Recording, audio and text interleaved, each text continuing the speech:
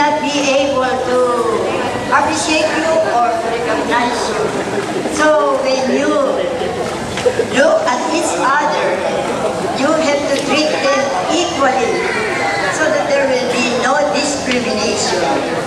I am very happy also to leave you some kind of food for thought. And this, please, not only have knowledge, but also put it into daily practice. I don't know if you are familiar with this acronym. A, C, T, S. Are you familiar with that? If not, or if some of you knows, I will just give you the meaning. A, adoration to the Lord. When you pray, you give some praises and thanks to the Lord. Don't forget that upon waking up in the morning before going to bed. Then, what is next to A? C, confession. Confess your faults. Confess your sin. Whatever unfilthiness you have committed during the day, please make it known to the Lord. Then, AC, T. What is T? Thanksgiving. Don't only ask, don't only give adoration to the Lord, confess your sin, but never to forget giving thanks. According to the greatest book, which is the Bible, give thanksgiving without ceasing, without stopping. Say thank you many times. Whatever happened to you, whether blessing or curse or whatever. Now the A, C, T, the last letter, your own request, supplication, your own request of having a blessed life, daily, not daily. Don't pray for 1 week, for 1 month, and 1 year. Daily supplication, your own request, whatever your good health, financial needs, in your work, with your fellow workers, fellow office mates, and many others. Please remember this. So you know now, ACTS. And I hope you will not only put that in your coconut, in your head, but practice daily. That's all. Thank you very much. Board ako. Eh, syempre, grade 6, may crush na. Ang ginawa ko, malikod akong ganon at tinitigan ko na lang ang crush ko. Pagbalik ng mata ko, si Mara tuturo, pero ang mata nakaganyan sa akin. Parang sinasabing, hoy, Lorena Evangelista, makinig ka sa akin. Hiyang-hiya ako kay ma'am. At alam ni ma'am kung sino yung pinagtititig-titigan ko. Na hanggang ngayon yata, ma'am, tinititigan ko pa rin. Hanggang titig na lang. Hindi na pwede. Amen. Alam niyo, hindi ko palang mapapahindihan si Lori. Ay, galing pa ng Dinalupian Bataan. Ano oras na kami umalis doon? 3 oras ang biyahe eh. Iniwan na ako ng kapatid ko at makalik pa sila.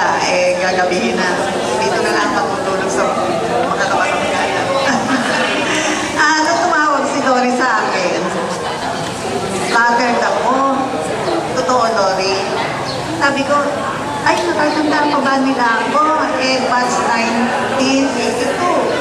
Sabi ko, natatandaan pa kaya nila Alam nyo naman kasi, ang matandang dalaga, may kasumitan yun talaga. Tapos, tinawagan ko si Mrs. Ninobla. Sabi ko, kung si Mrs. Ninobla na walang paa, ako ba naman na may 2 paa at hindi magsigaw na makarating at makita kayong lahat. Patawarin lang ninyo ako kasi namumukhaan ko kayo. Familiar kayo sa akin, pero hindi ko naman sabi yung pangalan. Yun. Ayun, familiar sa akin yun. Pusilito pangalan mo. Alvin. Saka yun, yung naka-blue. Si Tenamin C. Yan.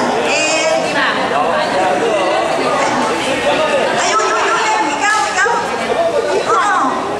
Oo. Ayan.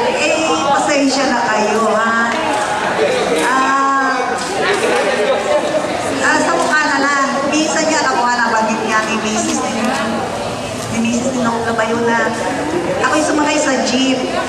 Pagkatapos ko kasi sa public school, napunta pa ako sa private, sa Montessori school. Tapos sumakay ako ng jeep, hindi ako pinagbayad. Ay, bakit? Eskwela niyo mo ako eh. Eh, mama niyo yun. Kaya sabi ko, ang maging guro, sino ba ang guro dito? Oo nga, alam ko, dahil ako, guro ka na. Ang maging guro, ay talaga uncomparable. Ang isang guro lamang ang magpagsasabi na talagang parang iba. Kasi yung lahat na nag-iiskwela mo, kahit ka na nakakainisan niya, sabi mo, hindi ka nakikinig sa akin, ha? Oo. Pero yung mga, kasi ako in charge nun sa Crispy, di ba? Yung mga eskwela ko na, natin sa Crispy, talaga naman, sa akin, hanggang ngayon, ang social studies ay number 1 pa rin. Yan pa rin ang napakahalaga, hindi natin mano. Pero, yun nga ako'y natutuwa, makita kayong lahat, maalala ninyo ako, hindi kayo nagbabago. Natutuwa ako kay Mare, yung isa, sinabi mo sa akin pangalan, Cortez, Christina, yun. Yun natatandaan ko yun. Pero, yun nga lang hindi ko mabanggit yung mga pangalan ninyo. Alam niyo ba kung ilang taon na ako? Alam niyo kung ilang taon na ako? Yeah, very good. Yes.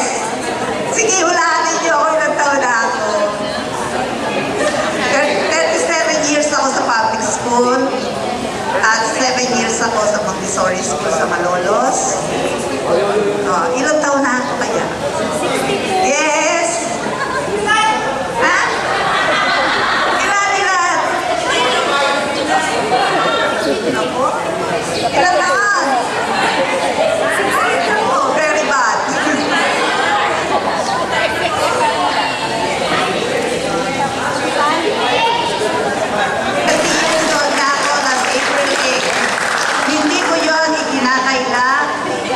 Hindi ko idinidinaya kahit kanino. Pinagkakakuli ko na pinagkalooban ako ng Panginoon Diyos na ganitong edad. Hindi ako nagkakarayuma. At nakahihil pa ako. Ay, ganun ba? Parehas kita. At saka hindi pa naman ako nag-uulian. Yun ay kaloob na lahat sa atin ng Panginoon. Pero tayong gusto, sino ba hihinga natin? Tulong al Diyos. Siya. Kaya sa akin yun, talaga, wala na lahat. Hindi nyo ako nag-aasawa. Wala kayo nagkagusto sa akin. Yun ang mayayahapiling ko sa inyo. Huwag kayong makakalimot sa Panginoon Diyos. Siya lang ang magbibigay ng lahat sa atin.